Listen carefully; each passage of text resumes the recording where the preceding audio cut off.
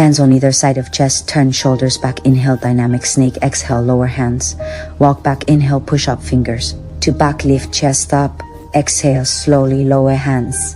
Inhale again to back, push up shins, lift, exhale slowly lower hands.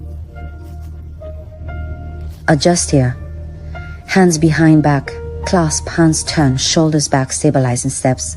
Press down, exhale, fly legs up front. Side of body completely off the mat, hold breath, 3 hands off the hips.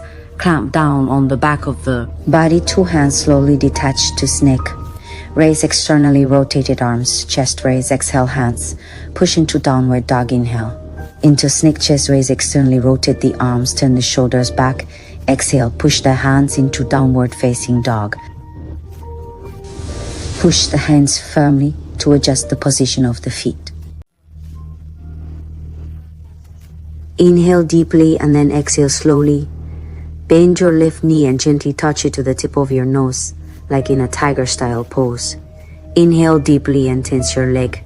Extend it upwards with care. Exhale as you bring it to touch your left elbow, focusing on sideways straining. Inhale deeply and then inhale once more. Kick your leg upwards with strength. Tense your leg again.